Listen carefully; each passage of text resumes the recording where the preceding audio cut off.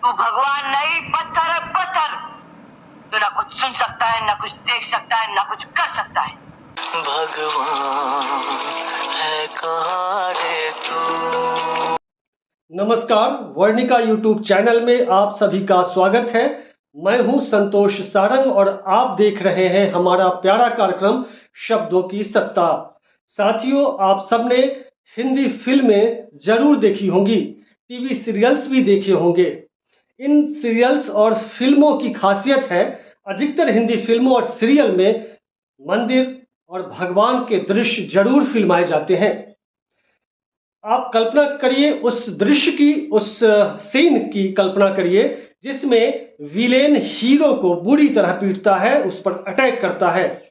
घायल होकर hero hospitalise होता है और हीरोइन उधर मंदिर में जाकर, भगवान के दरबार में जाकर दुआ मांगती है ईश्वर से और प्रार्थना करती है, रोती है, गाती है। इसी बीच मूर्ति के ऊपर से गेंदा का फूल गिरता है, उधर हीरो ठीक हो जाता है और इधर हीरोइन भगवान को धन्यवाद देती है। धर्म के प्रति और ईश्वर के प्रति जो लोग आस्था रखते हैं उन्हें आस्तिक कहते हैं। इसके विपरीत जिन लोगों की आस्था ईश्वर में नहीं है उन्हें हम नास्तिक कहते हैं। नास्तिक से हमें उस एक फिल्म की याद आ रही है जो 1983 में रिलीज हुई थी। उस फिल्म में अमिताभ बच्चन और हेमा मालिनी ने दमदार रोल अदा किया था। इस फिल्म में ईश्वर की सत्ता को चुनौती दी गई। कुछ डायलॉग बहुत मशहूर डायलॉग है। एक डायलॉग है, तू ईश्वर नहीं पत्थर है पत्थर। अमिताभ बच्चन एक जगह कहते हैं, भगवान का नाम मत ले मेरे सामने। क्यों? भगवान के नाम का सहारा लेने वाले भिखारी होते हैं। नास्तिक के बाद 2012 में एक फिल्म आई थी OMG, ओ माय गॉड। इस फिल्म में परेश रावल भगवान पर मुकदमा दर्ज करते हैं। इसके बाद 2 साल बाद 2014 में एक फिल्म आई थी जिसमें आमिर खान ने दमदार अभिनय किया था, जिस फिल्म का नाम है PK। PK में भी ईश्वर और भगवान की सत्ता को चुनौती दी गई, कई सवाल खड़े किए गए। एक आम आदमी ने भगवान पर केस किया है, क्या ये संभव है? हाँ। तो ये तो फिल्मों में आस्तिकता और नास्तिकता की बात हुई। वीडियो में हम आगे यही देखने और जानने समझने की कोशिश करेंगे कि दुनिया के कई देश हैं जहां नास्तिकों की संख्या बहुत ज़्यादा है। भारत की क्या स्थिति है, ये सब समझने के लिए हम वीडियो में आगे बढ़ते हैं। लेकिन आगे बढ़ने से पहले चैनल को सब्सक्राइब कर लें, लाइक और शेयर करें। तो चलिए हम आगे देखते हैं कि नास्तिकों की दुनिया में क्या है और भगवान के अस्तित्व को, उनकी सत्ता को कैसे चुनौती दी जाती है। नास्तिकता, अनिश्वरवाद और अज्ञेयवाद का भारत में लंबा इतिहास रहा है। चार्वाक दर्शन मुख्य रूप से धार्मिकता का विरोध और नास्तिकता का समर्थन करता है। भारत की जनगणना 2011 के मुताबिक 99.76% भारतीय धार्मिक हैं, जबकि 0.24% ने अपनी धार्मिक पहचान नहीं दी। यानी 29 लाख लोगों ने अपने धर्म के बारे में कोई जानकारी नहीं दी। आपको जानकर हैरानी होगी कि 1.2 अरब की जनसंख्या वाले इस देश में 33,000 लोगों ने अपने आप को नास्तिक घोषित कर रखा है। इन नास्तिकों में आधी संख्या महिलाओं की है। हर 10 नास्तिकों में से 7 लोग ग्रामीण भारत से हैं। महाराष्ट्र में 9,652, मेघालय में 9,089, केरल में 4,896 नास्तिक रहते हैं, जबकि राजधानी दिल्ली में 541 नास्तिक हैं। यह आंकड़ा भारत की जनगणना 2011 के अनुसार है। BBC की 2013 में प्रकाशित एक रिपोर्ट के मुताबिक भारतीयों की धर्म में दिलचस्पी घट रही है।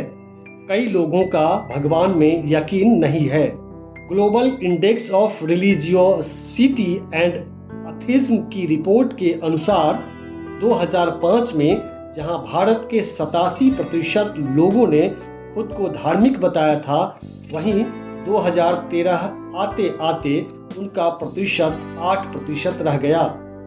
स्पष्ट है कि आस्तिकता में 7 साल में 6% की गिरावट दर्ज की गई। सर्वे से एक रोचक तथ्य उजागर हुआ कि कम पैसा कमाने वाले लोगों में अभी भी धार्मिकता बची है। जिन देशों में समृद्धि बढ़ी है वहां धर्म के प्रति लोगों की रुचि कम होती गई है। ये तो भारत की बात थी। अब देखते हैं दुनिया के दूसरे देशों में नास्तिक लोग कितने रहते हैं, नास्तिकता की स्थिति क्या है।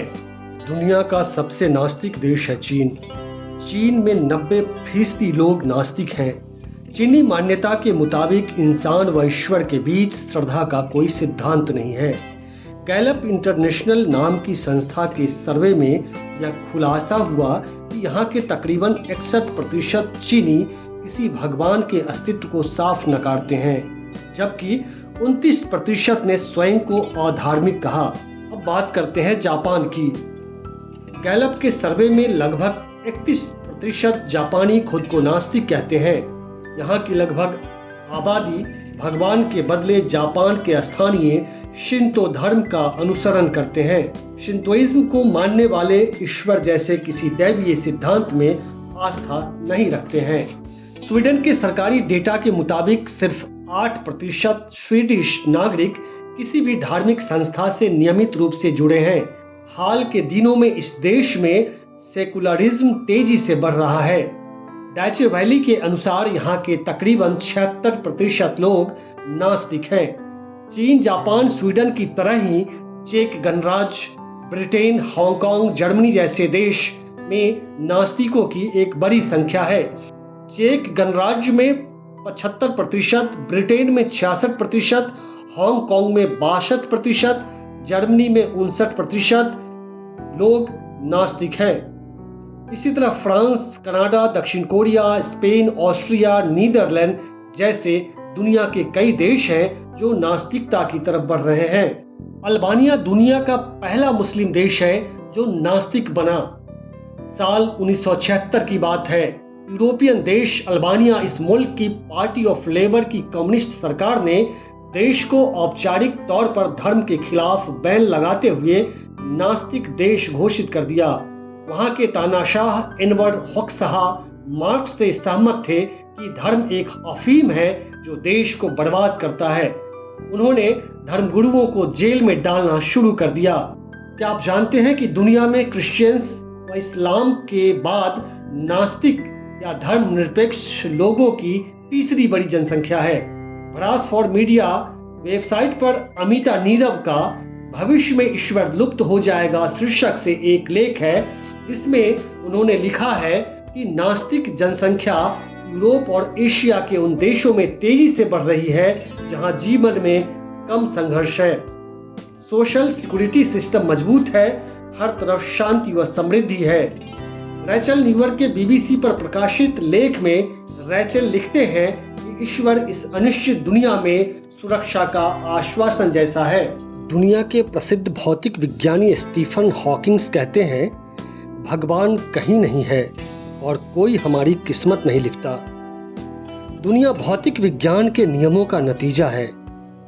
वहीं जर्मनी के मशहूर दार्शनिक फ्रेडरिक नीत्शे निडरता के साथ घोषणा करते हैं कि ईश्वर मर चुका है, हमने उसकी हत्या कर दी। जब से बाइबल आई त्रासदी शुरू हो गई।